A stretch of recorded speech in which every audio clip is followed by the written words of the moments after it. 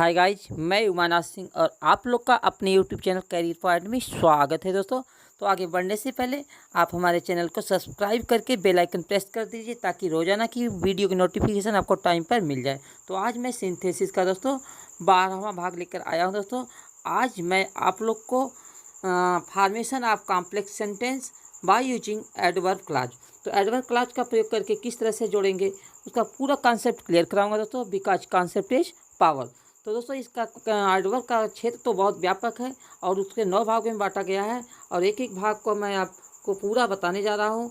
तो आइए देखते हैं। उसमें फार्मूला जो था CRCPMT से इसको याद कर सकते हैं। तो पहला सोविंग टाइम, तो व्हेन, वेयर, व्हाइल और उसके बाद एज सून एज, सिंस, इन सब की सहायता से इसको जोड़ेंगे। सेपरेट सेंटेंस है the bell rang they all came up at once, तो कंबाइन हो जाएगा as soon as they bell rang they all came at once, में जो ही बेल बजी वो सब आ गए।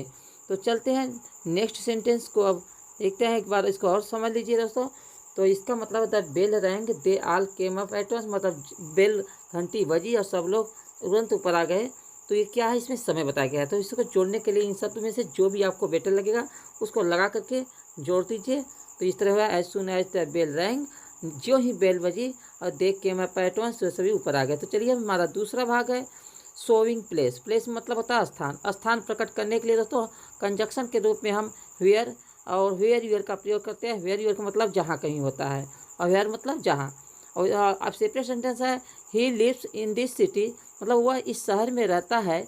आई विल फाइंड आउट, मैं उसे पता लगा लूँगा। तो इसका कंबाइंड हो जाएगा I will find out where your he lives in this city, मतलब इसका ये हुआ कि मैं उसका पता लगा लूँगा जहाँ कहीं भी वह इस शहर में रहता है।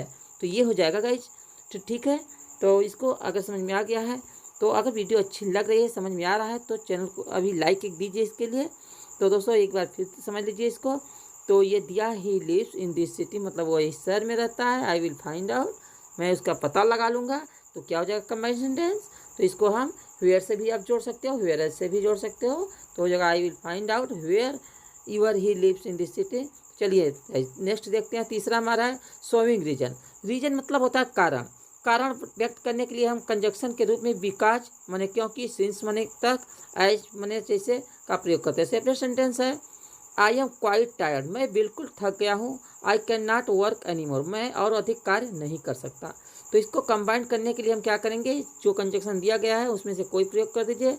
तो I can not work any more, मैं और अधिक कार्य नहीं कर सकता। और रीजन क्या है, because I am quite tired, क्योंकि मैं बिल्कुल थक चुका हूँ। तो इस तरह से इसको जोड़ेंगे। ठीक है, तो चलिए आगे चौथा आप देखते हैं। फोर्थ है शोइंग कंडीशन। कंडीशन मतलब शर्त होता है। तो शर्त दिखाने के लिए हम इसका प्रयोग करते हैं इफ़ माने यदि, अनलेस माने जब तक नहीं, इन केस माने यदि होता है। तो सेपरेट सेंटेंस है work hard you will get success, माने कठिन परिश्रम करो और तुम्हें सफलता मिलेगी। तो यहाँ कंडीशन दिया गया है परिश्रम करोगे तभी सफलता मिलेगी। तो कंबाइंड होगा इफ़ यू वर्क हार्ड, यदि आप कठिन परिश्रम करोगे तो यू विल गेट सक्सेस, तो तभी तुम्हें सफलता मिलेगी। तो इस तरह से इसको हम जोड़ सकते हैं दोस्तों। अगर कंजक्शन शुरू में है तो बीच में कामा एक आपको लगाना होगा। तो चलते हैं। ठीक है, नेक्स्ट देखते हैं। पांचवा हमारा है शोविंग कंपैरिजन। कंपैरिजन मतलब होता है तुलना। तुलना व्यक्त करने के लिए हम कंजक्शन देन, सो, एज और एज, सो एज का प्रयोग करते हैं। तो आप देखिए इसको किस तरह से जोड़ते हैं। सेपरेट सेंटेंस है सीता इज ब्यूटीफुल, सीता एक सुंदर है। और सरला इज इक्वली ब्यूटीफुल, और सरला बराबर सुंदर है, मतलब जितनी सीता है उतनी सरला। तो कंबाइन हो जाएगा Sarla is as beautiful as Sita, Sarla उतनी ही सुंदर है जितनी कि सीता। इस तरह से इनको हम जोड़ेंगे। तो ठीक है, तो समझ में आ चुका होगा यह भी। तो चलते हैं अब हम नेक्स्ट सेंटेंस की तरफ बढ़ते हैं।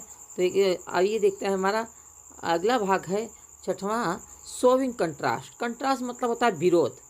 विरोध व्यक्त करने के लिए दोस्तों अगर इसका प्रयोग करते हैं कंजक्शन के रूप में दो, आल दो, इवन इफ, इन सब का प्रयोग करते हैं गाइज। ठीक है, तो इसकी सहायता से इनको हम जोड़ते हैं। तो आइए सेपरेट सेंटेंस देखते हैं। जैसे ही is poor he is content, मतलब वह गरीब है वह संतुष्ट है। तो यहाँ दोनों अलग भाव मिल रहा है। तो इसका क्या हो जाएगा, ही इज पुअर दो ही इज कंटेंट भी हो जाएगा, या इस तरह से भी बोलते हैं although he is poor he is content, although मतलब यद्यपि। तो अगला सेवेंथ है हमारा रिजल्ट, शोविंग रिजल्ट। रिजल्ट मतलब परिणाम। अगर परिणाम दिखाया गया तो उसके लिए दोस्तों सो दैट का प्रयोग करेंगे। सो जो है, जो एडजेक्टिव है उसके पहले लिखेंगे और दूसरे वाक्य में फिर दैट लगाकर उसको जोड़ देंगे।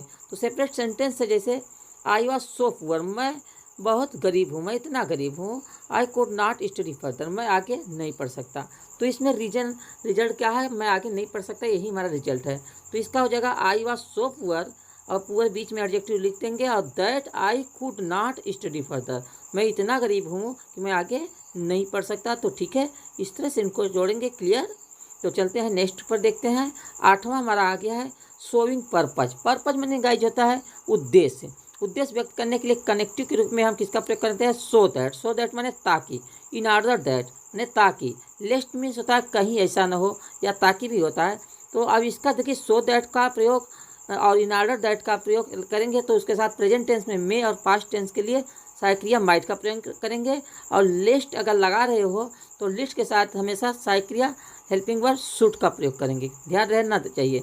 ये अगर है सो दैट मैंने ताकि, इन ऑर्डर दैट ताकि, अगर ये आ रहा है तो प्रेजेंट टेंस में मे और पास्ट टेंस में माइट और लिस्ट के साथ हमेशा शुड का प्रयोग करोगे गाइज।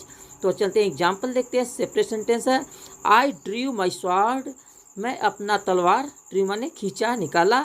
अब I wanted to defend myself, defend माने रक्षा करना, मैं अपनी रक्षा करना चाहता था, मैं स्वयं की रक्षा करना चाहता था। तो ये आपका पर्पज हो गया रक्षा करना। तो ये जगह combined sentence I ड्रीव my sword so that मैंने ताकि आई माई डिफेंड माई सेल्फ। देखिए ड्रीव है, ये पास्ट टेंस है, इसलिए यहाँ पर हम सो दैट के बाद जो है आई के बाद साइक्रिया किसका प्रयोग किए हैं, माइट।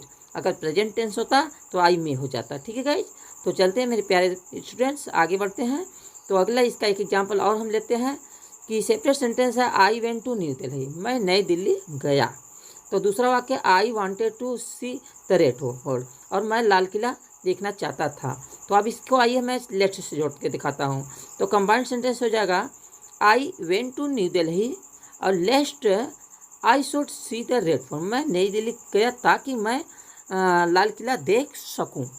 तो ठीक है गाइज। तो okay my dear students, I think you will understand this also.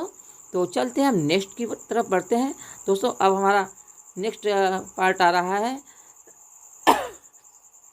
तो अब दोस्तों अब हम किससे जोड़ने चाह रहे हैं, अब हमारा है 9th पार्ट है शोविंग मैनर। मैनर मतलब तरीका होता है दोस्तों।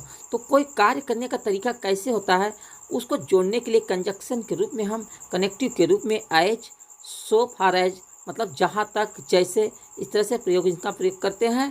तो आइए सेपरेट सेंटेंस देखते हैं कि you have treated me in certain way, यानी कि तुम मेरे साथ किसी तरह निश्चित तरह का व्यवहार किए। आई will treat you in the same way, और मैं भी आपके साथ उसी तरह का व्यवहार करूँगा। तो ठीक है मेरे प्यारे स्टूडेंट्स, तो ये कंबाइंड सेंटेंस होगा I will treat you as far as you have treated me, मैं उसके आपके साथ वैसा ही व्यवहार करें जैसा आपने मेरे साथ किया। तो अगले आइए दोस्तों, आप अगर वीडियो पसंद आ गई हो और अच्छा लगा है, ट्रिक अच्छे लगे तो मेरे चैनल को आगे अभी सब्सक्राइब कीजिए और वीडियो के तुरंत लाइक कीजिए और अपने दोस्तों में फटाफट जितने पढ़ने वाले शेयर कीजिए, कमेंट कीजिए और बेल आइकन दबाना न भूलिए और उसको ऑल वाला नोटिफिकेशन जो है उसको दबा दीजिए ताकि रोजाना की नोटिफिकेशन आपको मिल जाए। और आप हमारी वीडियो देखने के लिए आप सभी लोगों का बहुत बहुत धन्यवाद।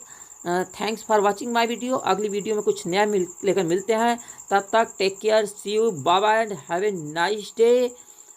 Okay, thanks.